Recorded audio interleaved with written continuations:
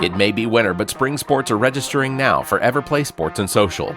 Barrett again from the All About Nothing podcast, and right now through February 19th, you can sign up for Tuesday's Super Rec Same Team Pitch Kickball at M Avenue, Wednesday Kickball at M Avenue, Thursday Kickball at B Avenue and M Avenue, Indoor Volleyball on Mondays at Tri-City Leisure Center, Tuesday Indoor Volleyball at Tri-City Leisure Center, Tuesday Sand Volleyball at Pollywogs, Thursday Sand Volleyball at Pollywogs, Sunday Softball or Monday Softball at Pacific Park, Tuesday Bowling at Bolero and Casey, Wednesday Cornhole at Jay's Corner, Monday Pickleball at Casey Pickleball Complex, or Wednesday Soccer at B Avenue and Bray Park Field. Check out everplaysocial.com for more information and registration. Again, everplaysocial.com. Everplay Sports and Social League.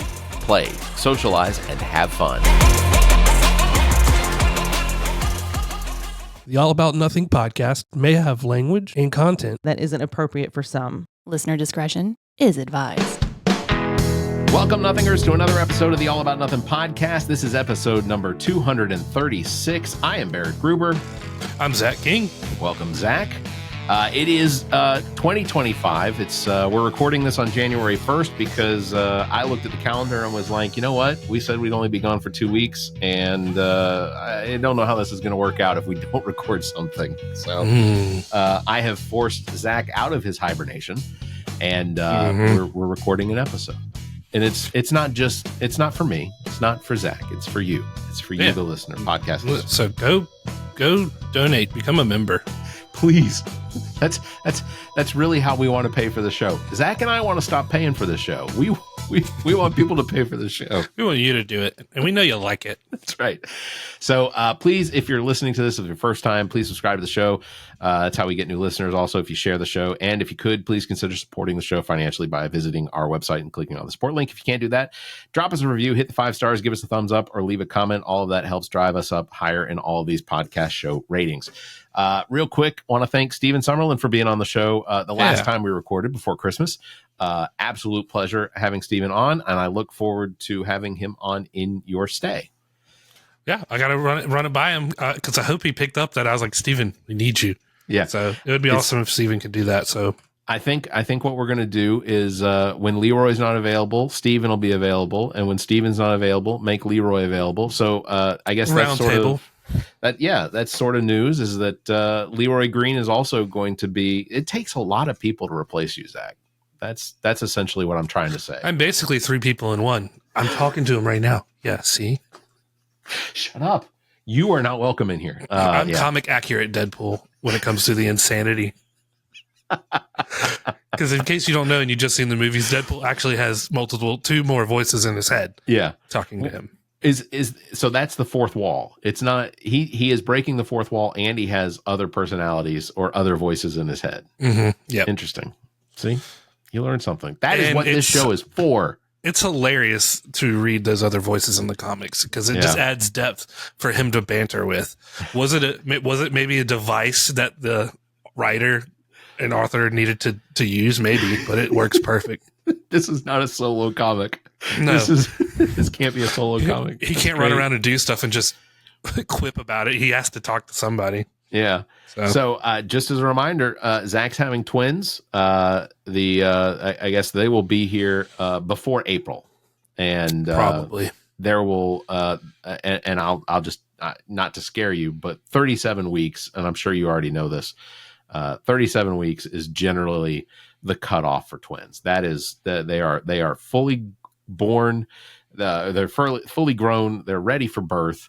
And generally it's just healthier for your wife and the children. Well, we had their 4-hour long anatomy scan, but it was beautiful getting to see them. But they cover one baby head to toe. You know how long just one baby takes. Yeah, and it was the boy because he's got kind of on top to the side there. Yeah, so he is easy. And then my girl was kind of under on the side, but they both have all their toes, no cleft palates. Their brains are formed perfectly. Beautiful brains on these babies. Everything looked perfect. Their eyes, sockets, everything. All 20 fingers and 20 toes present. That was awesome to see. And then their weights, the boy was 1.3 pounds and the girl was 1 pound. So Okay. Well, that's not unheard of. They're going to go through pretty major growth spurt over the next 2 months. Yeah. And I was like, the doctor's like, that's just one thing we're going to keep an eye on, the smaller one. I was like, traditionally in nature, the boys are going to be bigger than the girls, and I'm not sweating 0.3 pounds. Yeah. Yeah. So no, I'm excited for you. And I know there's probably some nervousness. There's probably some anxiety about what's going to happen. How do you take care of, 2 additional babies on top of the third? I'm going to tell you right now, it works out. Yeah, it'll work. It works out. I kind of tell Gabrielle that all the time. When you're in a situation like this, you can quit and run. But when if you're a caring father, period, or a caring parent, there is no fail here. That failure literally is not an option. You have to make it work. Yeah. And you will. Yeah. If you fight, you make it work. So, like my mom always said, if it's worth having, it's worth fighting for. So, yeah. Keep fighting for it. I think it's going to be awesome, and I can't wait to meet him. That's going to be exciting. I am grateful I have 4 weeks of paid paternity leave. I love that for you. That's amazing. And then I'm probably going to use 2 more weeks of vacation. So I'll be gone for like a month and a half from my job. It's 2 babies. It's going to be a big year for the King household. I'm excited. I'm excited for you. Blows my mind. By next Christmas, he'll be like 6 months older. Oh, right about that. Yeah. And you will be 36 years old when they're born, correct? Yes. And then I will quickly the next month turn 37. Turn 37. Yeah. And by the time you see me, I will look 45. What is this? If I get the gray right here too, I'll be like, Barrett, someone's getting Rogaine and it ain't me. I don't think the Rogaine affects this. I have considered the Rogaine dye stuff. Oh, they have Rogaine dye. Well, I called here. Don't they? Give them a ding for that one. Well, I said it, and I'm not talking hair loss. I'm talking just. Yeah, I don't know if dyeing my beard or anything like that is. I've thought about it, but never to the point where I went through the. Do a jet back like Billy Mays used to have that. But I never my hair's turning pepper. I've got the grays in the hair. It'll be your signature. You look like Billy Mays. You just have a jet black beard for no apparent reason. Like you use shoe shine. Oh, it's kind of disturbing. You should do it once. Maybe we'll make that next year. We'll make the Panthers Falcons bet. Okay. All right. Deal. You know what? If you're willing to make that bet, then I absolutely that will be my end. Is we will my end of the bet if the Falcons lose both games to the Panthers, which is entirely possible because I think the Panthers are going to be pretty good next year. Yeah, you're kind of doing Panthers are going up and the Falcons are going down a little. Well, yeah. You're coming towards our level, and we're just like. I don't know. The Panthers are a spoiler team this year. I was really hoping, and who did we spoil at the end of the day? It was Arizona was the only one. That's true. That's true. And Arizona was just as shocked to know that they still had a playoff option. Yeah, yeah. I know they asked Clowney. They told Clowney how does it feel to spoil Arizona's playoff hopes? And he's like, I didn't know that. They still had a chance. We played Arizona today. Coach just said, "Get me the ball." That is the one clear, awesome thing is I can go get a Jadeveon Clowney's Panthers jersey. Yeah, and that's cool. That's awesome, dude. I think that's really cool. I could get a Jadeveon Clowney Falcons jersey. Oh, bro. It doesn't mean anything. What I got for Christmas. Oh. Hey, that's very cool. You got Debo on there. J.D. Clowney and Mr. Stephon Gilmore. Stephon Gilmore. You know what? I have 3 of those. I have 2 of those signatures. I don't have Clowney's. Clowney's is the only signature I don't have. Yeah, I love it. Very lovely gift. One of the gifts that I got for Christmas this year was I got a piece of and I'd show it to you, but it's over on the bookshelf. The blimp. What's the blimp that exploded? The Heisenberg? The Hindenburg? Hindenburg. I got a tiny fragment of the Hindenburg. That's a morose piece of history. This was in a guy's skull.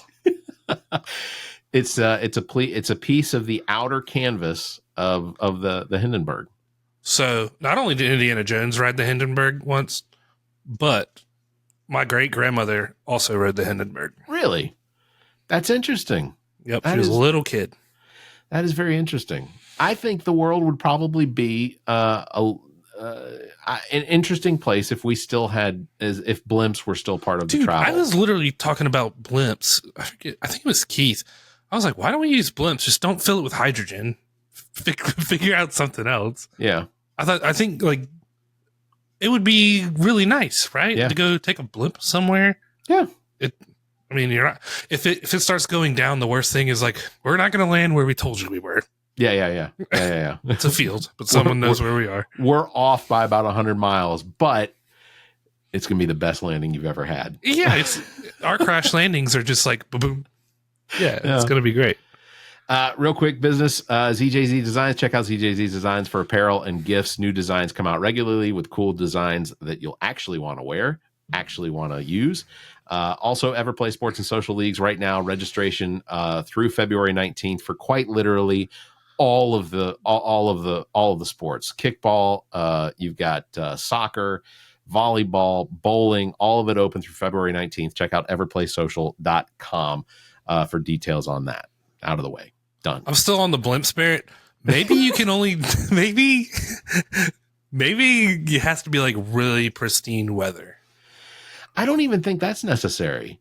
Like you couldn't do a storm, it would blow you around, right? You get but if you get you take the blimp up high enough that you're not in the you're not in the stratosphere where all the clouds are and storms and things like that. I mean, that's true. That's why planes fly at 40,000 feet is because typically that's higher than where you will find most of the bad weather. Well, I feel like the blimps, maybe they can't go that high because then your gas is gonna, like, even if it's inert, like you're gonna have problems with like shrinkage or something with cold. Oh, that's true. Yeah. And less atmosphere. Well, less atmosphere would make it get bigger, right? Yeah, so maybe that's a less problem. pressure. Yeah. Yeah. I don't know. That we have the technology. We can. We're just going to Google why don't we do blimps no mo. Goodyear's onto something. They're always at the football games. The other business that we have to discuss is the Coastal Comic Con is coming up on March 1st and 2nd in Wilmington, South Carolina. I will be there. I wish that Zach was going to be there. I wish that I was going to be there too. But they did announce their first two guests so far, and I guess I'll just say this. Who are they? So the first guest that they announced last week, first guest is going to be a returning guest, Sam Witwer. I did see that Sam was coming back. Sam's coming back, of course. Emmy-nominated actor Sam Witwer, best known for his famous fearsome Star Wars villain Darth Maul. Witwer. I'm reading this verbatim. Witwer has done extensive work for the storied Lucas Disney franchise, including Star Wars Clone Wars, for which he earned an Emmy nomination in 2013 as Outstanding Performer in an Animated Series. Star Wars Story, he was in Solo. Just a bunch of games. You're going to know him from everything. But we got to sit down with Sam Witwer for a couple minutes. Still have not released that audio, which I should, and I need to. It's pretty much a crime that it's not been released. I know. Especially, I loved our interview with Adrian Hugh as well. Oh, man. Matthew Watterson. Also, I think sitting down with Michael Bell. Michael Bell. He was the best audio. He was so good. Him and Matthew Watterson were my two favorite ones. They were fantastic. And I can't give away a lot of information. I did have a pretty prolonged phone call today about Coastal Comic Con, and there is going to be a big announcement this week of they're going to do a release of three guests, or three of the stars that are going to be announced this week for the Coastal Comic Con taking place in Wilmington, North Carolina, at the Wilmington Convention Center on March 1st and 2nd. So I will be there the entire weekend. I'm looking forward to that. I will probably send Zach a bunch of text messages saying, guess who I'm sitting with? And I'll be like, fuck you, Barrett. You son of a bitch. That's all right. As long as come Dude, who knows? Maybe I'll have a break and be like, are you sure you're not having them today? And she'll be like, I'm fine. And I can just shoot up there for a day. Hopefully I'll have room in my hotel room. You can just stay with me. Are you sure you would want to bunk with me in a hotel room? I would prefer to bunk with you than anyone else they're potentially going to stick me with. Oh, Lord. It's, I'm all for it. Sam Witwer stares at you in your sleep. Some of that makes me uncomfortable. In his sleep, he just goes, Kenobi. Kenobi. But yeah, so Sam Witwer has been announced, and the second individual star that's been announced is Matthew Wood. Matthew Wood's back. Man, I'd love it. So two returners. Yeah, two returners. Matthew Wood, Sam Witwer. Of course, Matthew Wood is known for a lot of the LucasArts. He's done a lot of the game tests. He's been in the games. He and Sam Witwer work together on damn near everything. Yeah. If Matthew Wood's doing it, Sam's right beside him, literally doing it. Yeah, Matthew Wood was? He's the voice General of Grievous. Yeah, General Grievous. He was also Dead Fortuna. Yeah, he also didn't. He was the soldier bots, right? The battle droids. Yeah, he's the battle droids. So he Wally. He was in Wally. Was he Wally? Yeah. Let's see. I don't think it was Wally. For Pixar Sci-Fi, Wall-E. Let me see. He received his first Academy Award nomination for sound editing for Paul Thomas Anderson's "There Will Be Blood" at the 80th Academy Awards. That's right. He did do the sound editing for one of my favorite movies ever. Yeah, "There Will Be Blood" was fantastic. For the Pixar Sci-Fi film "Wall-E" at the 81st Academy Awards, for Star Wars: The Force Awakens at the 88th Academy Awards. So these are all things that he was a part of and was nominated for. That's why he and Sam Witwer get to stick in those stormtrooper jokes. Yeah, like the have you heard about the new T-56? Oh, I just got the T-55. I didn't even know they're making a T-56. And the next movie it'll be like, did you hear about the new T-57s? Yeah. Oh no, I just traded in my T-56 for a T-57. I haven't gotten it yet. Like it's all kind of weird jokes like that you can catch in each Star Wars movie. Yeah, yeah. It's fun. Matthew Wood is fun. Sam Witwer. I would not step to Sam Witwer or Matthew Wood about Star Wars trivia. They would. No, not me. It's not going to be me. They would bomb everybody out. Just done. If there is an opportunity to sit down with them. The likelihood is that I'm hoping someone will provide me with the notes that I need in order to. I'll tell you what, if Steven's down, he could go with you. He knows all Star Wars trivia. That sounds good. All right. So Coastal Comic Con coming up in Wilmington, North Carolina, March 1st and 2nd at the Wilmington Convention Center. You can check out the webpage coastalcomiccon.com. You can email info@coastalcomiccon.com if you have any questions, but tickets are on sale now. And literally from today, we're 2 months away from this thing. My cousin Jamie, who I was just hanging out with him this last weekend.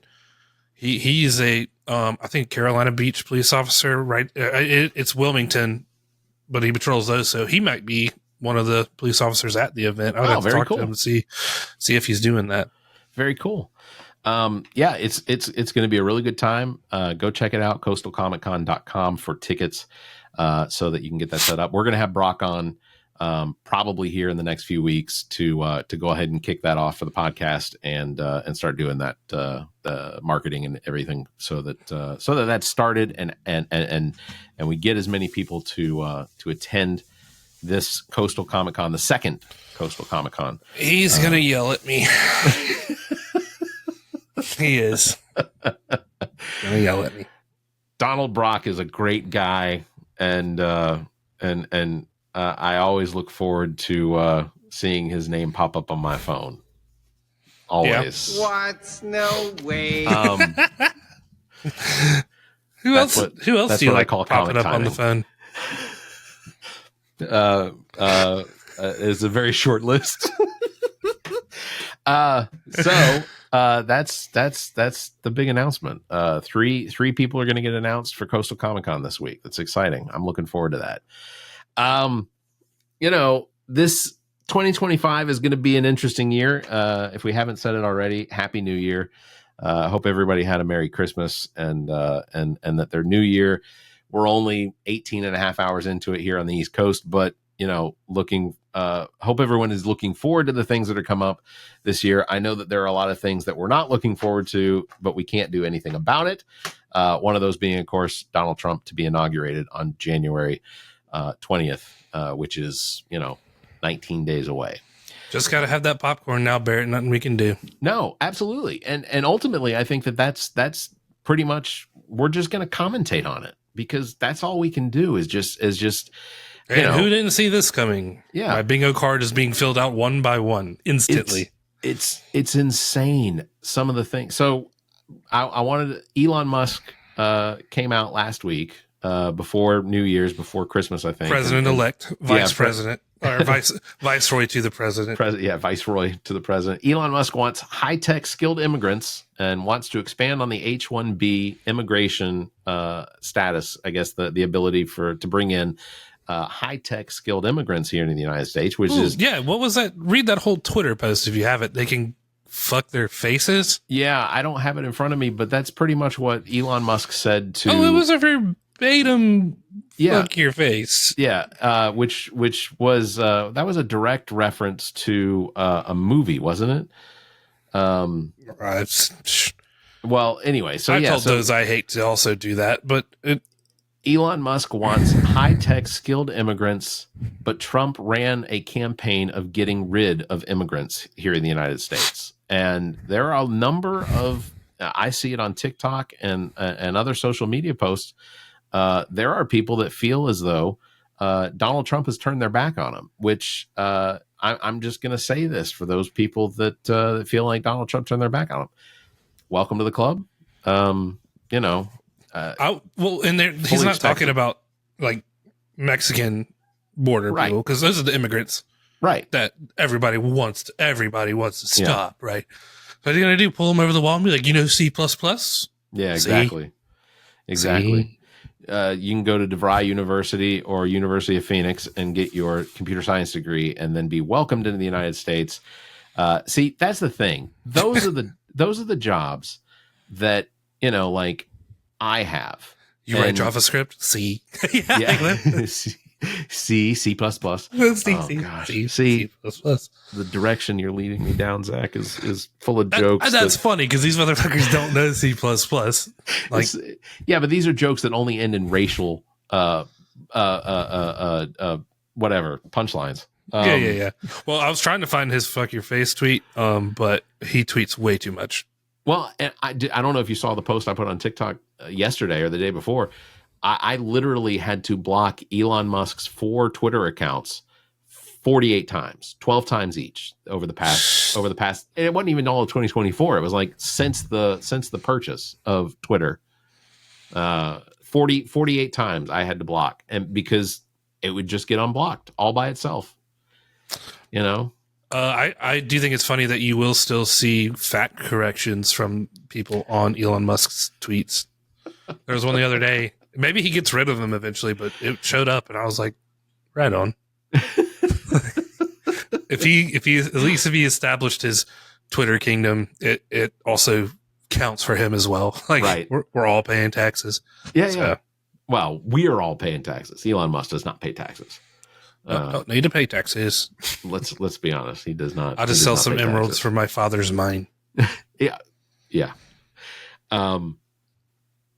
Elon Musk's wealth value on paper has gone up more than double since Donald Trump was elected back on November 5th. Elon Musk went from about $204 billion in value to the experts, financial experts, whatnot, have claimed that he will be worth $600 billion by the time Trump hits his 100 days in office. $600 billion, dude.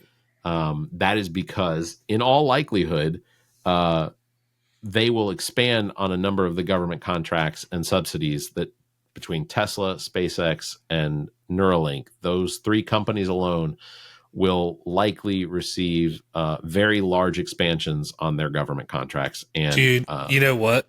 I was going to make a joke, but I bet you within this 4 years, Elon Musk will want to redo the Beast, the Cadillac the president rides in.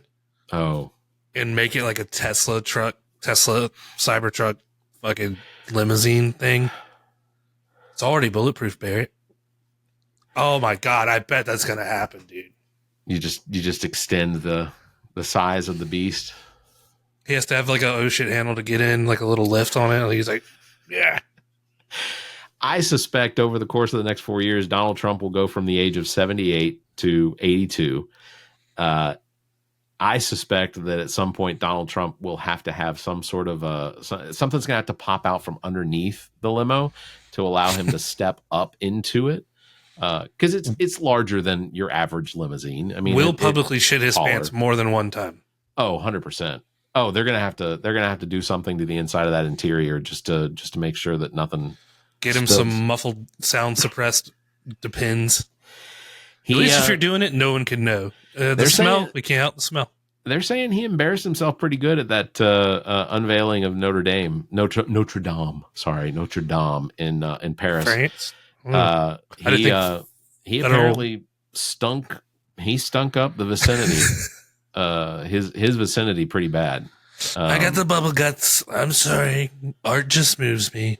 The video of him sitting in Notre Dame, and literally no one is sitting around him, but the reactions from people all around him are basically just pure disgust. You just see like Macron in the background, like a gag take would have been fantastic. That would have been the money shot. What is it? Elon Musk and Donald Trump have also grown considerably closer, while also Donald Trump has expressed that he is frustrated with the amount that Elon Musk is around. But recently, Donald Trump boasted about the fact that Elon Musk is now paying $2,000 a night for a cottage on the Mar-a-Lago estate.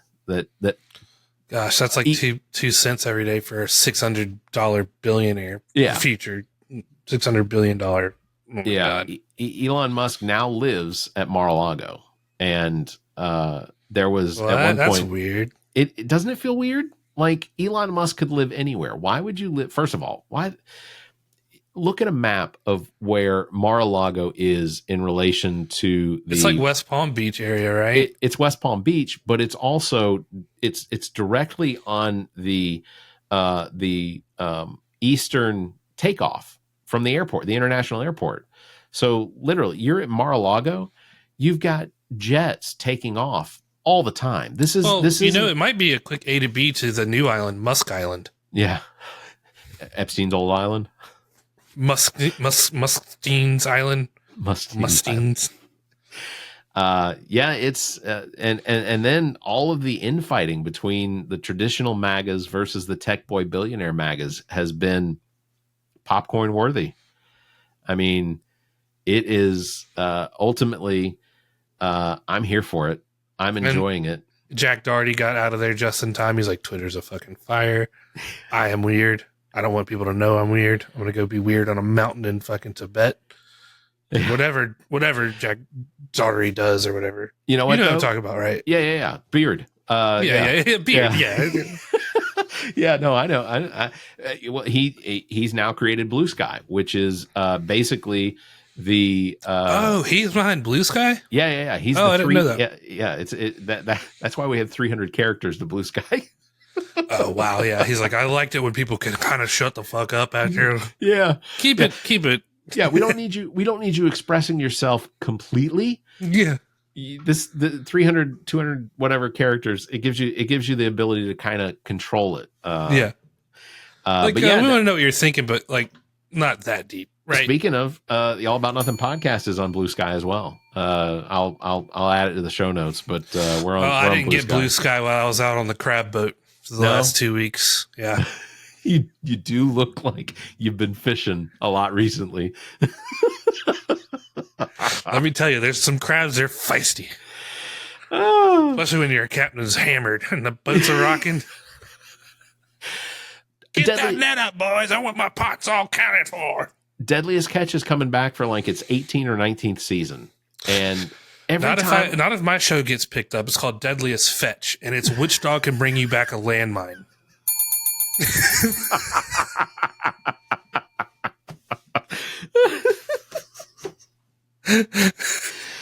I'm both disappointed and excited at the same time. Sometimes we mess with them and do those stick grenades from World War II. So it looks like a stick.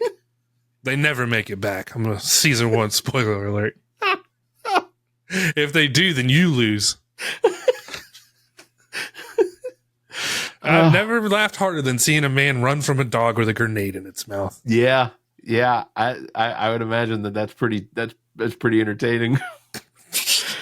Yeah. Sorry, I had to do it. Deadliest Fetch coming to you, Discovery Channel. Well, every time, and we'll start to wrap this up. This is gonna be a short episode because we just want to put something out there. But I look forward to Deadliest Catch coming back. But every time I watch Deadliest Catch, I'm like, I could do that. I could be a deckhand on Deadliest Catch. I wouldn't whine about how cold it is or how wet I am, or just filming a job that blows. Yeah, Dude, marine construction, that job blew. Yeah. I'd rather be pulling crab pots. Like the only, and I'm not scared of sharks in Icelandic temperatured water. Yeah, but drowning wouldn't be fun. Like that's the scary part. Like the boat goes down. That kind of shit is terrifying. No, I don't want the ship to go over. Yeah, but the crab potting part of it. Yeah.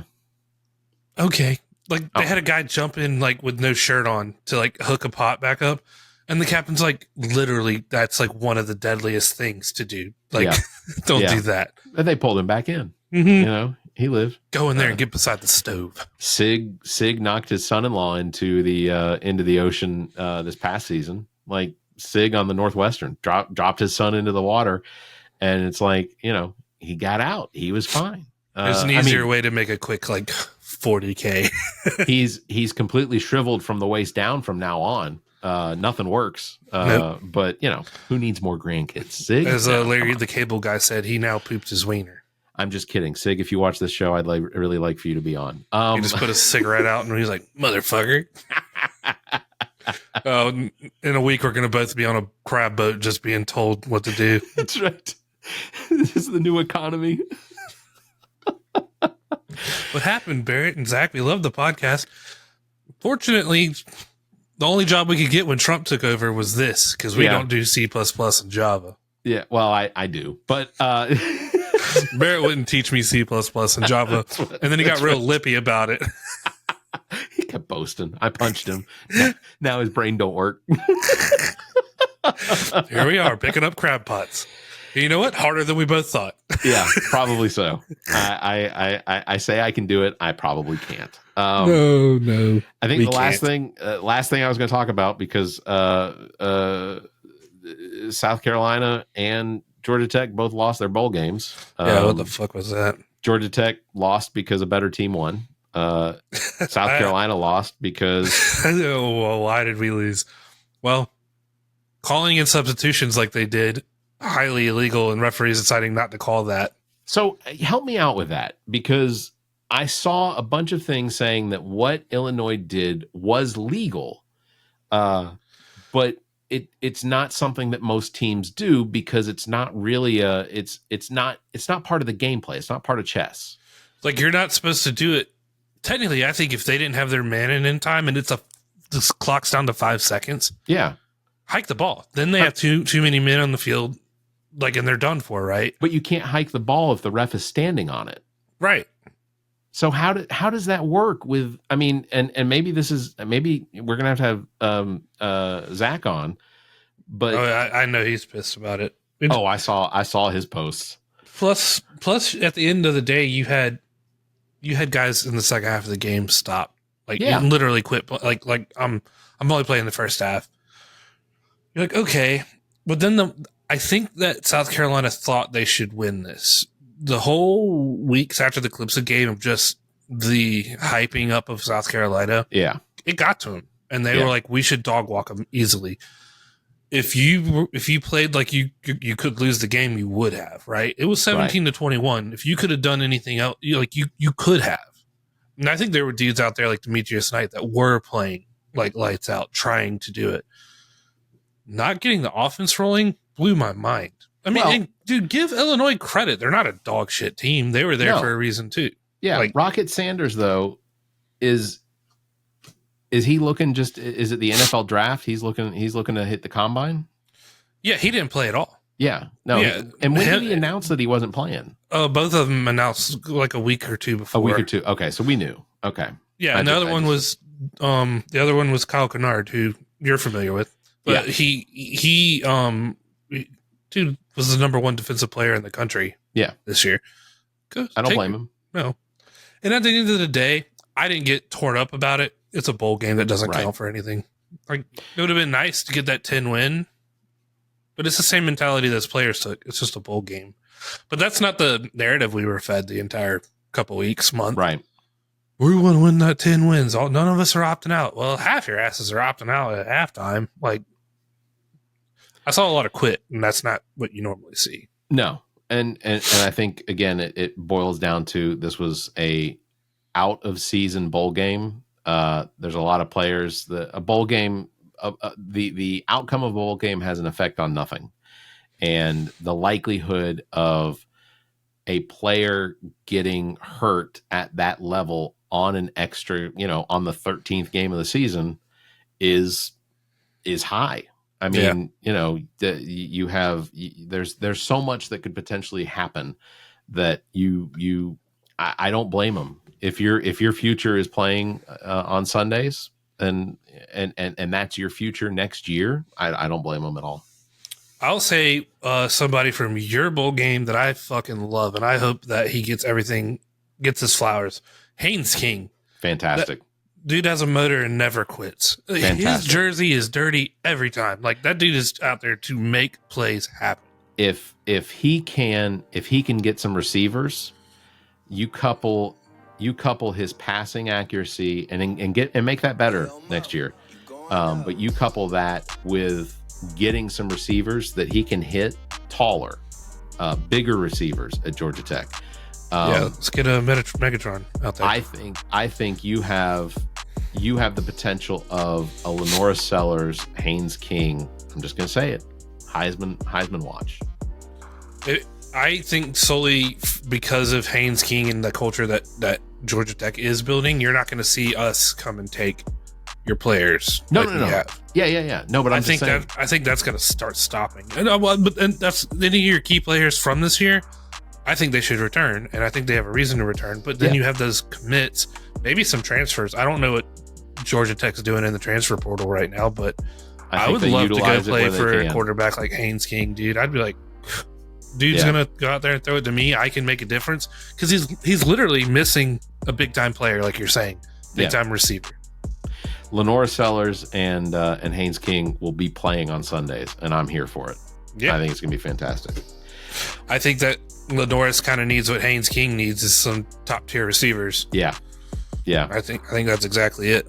Well, we got another 9 months before the season kicks off, so hopefully that the portal is going to get utilized. We're going to see some recruits come in, and that's what I'll enjoy. And I will after watching South Carolina this year, I'm back on the bandwagon. I will pull for South Carolina every game as long as they're not playing Georgia Tech, which isn't scheduled for another. It's not on the schedule. We might find you in baseball at some point.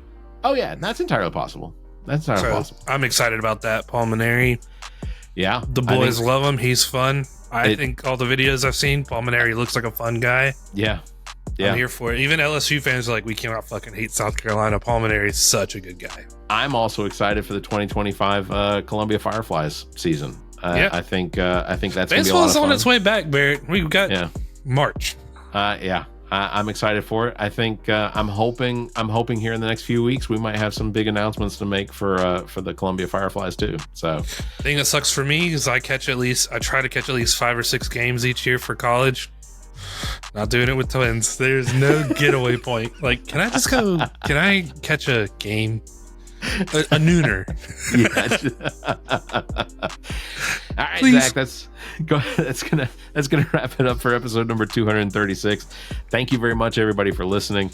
Links to past episodes, podcast platforms, merchandise, and social media available on our webpage, theallaboutnothing.com. If you think our financial model of giving away free content and entertainment is silly and you're in the giving mood, why not become an official Nothinger? Support the show monthly. Members get early access to this episode as well as exclusive content, or you can make a one-time donation through the same link. If you'd like to be a part of the show, you can call and leave us a message, 803-672-0533. I promise 2025, we'll use recordings, even if they're not about the show. We'll just put you on.